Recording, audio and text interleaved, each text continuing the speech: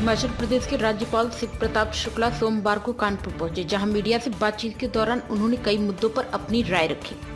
SIR के ऊपर उन्होंने कहा कि यह शुद्धिकरण कार्यक्रम है। उन्होंने कहा कि चुनाव आयोग एक संवैधानिक संस्था है और यहाँ शुद्धिकरण प्रक्रिया हमेशा से जारी रहा है। यह कब और कैसे होगा, इस पर मैं कोई टिप्पणी नहीं कर सकता।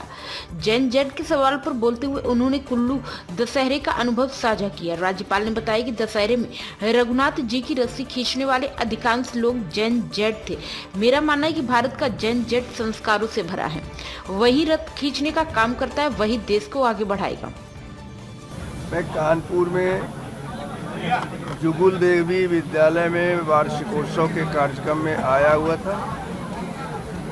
उसी कार्यक्रम के निमित्त उसको जब पूरा किया है तो पूरा करने के बाद, चूँकि कानपुर में मैं विद्यार्थी परिषद के कार्यकर्ता से लेकर के संगठन मंत्री से लेकर के और भी रहा, और श्री मनोज शुक्ल जी को मुझे देखना भी था, थोड़ा अस्वस्थ हो गए थे, इसी नाते मैं आया था। वह कार्य पूर्ण हुआ है, दूसरा कार्य पूर्ण हो रहा है और इसको करके मैं चला। सर, SIR को लेकर बहुत बड़ा शुद्धिकरण का कार्यक्रम चल रहा है, उसको लेकर क्या करेंगे? देखिए, शुद्धिकरण का कार्यक्रम तो मुझे लगता है कि हमेशा चलाया जाता रहा है और उस पर चुनाव आयोग एक संवैधानिक संस्था है तो अपने अनुसार कार्य कर रही है। तो शुद्धिकरण तो हर समय होना चाहिए। अब कब करेगा ये काम चुनाव आयोग का, उस पर मैं कोई टिप्पणी नहीं कर सकता। सर, जैन जी देश के बढ़ाने में बहुत बड़ी भूमिका निभाता है। जैन जी को लेकर क्या कुछ कहेंगे? मैं कुल्लू के दशहरे में गया था मुख्य अतिथि के रूप में। दशहरे का शुभारंभ राज्यपाल जाकर के करते हैं। उस दशहरे में मैंने ये देखा कि जितने लोग रथ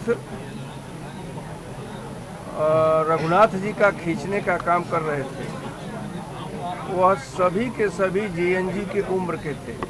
तो मेरा यह मानना है कि भारत का GNG उन्हीं संस्कारों में रमा बसा है।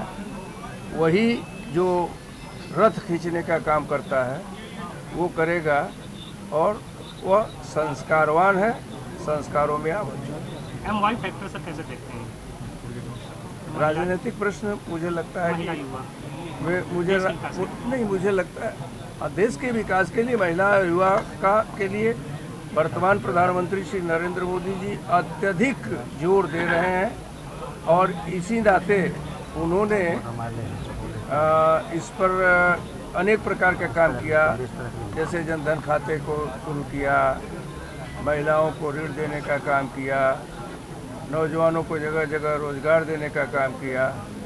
तो इस प्रकार से महिला और युवा देश के लिए आवश्यक हैं और वर्तमान सरकार उसमें पूरी तौर पर कार्य करने में समर्थ है। सर, दिल्ली में एक ब्लास्ट हुआ, जिसके बाद एक पढ़े लिखे तबके के ऊपर बड़े प्रश्न उठ रहे हैं, डॉक्टरों को, पगारों का।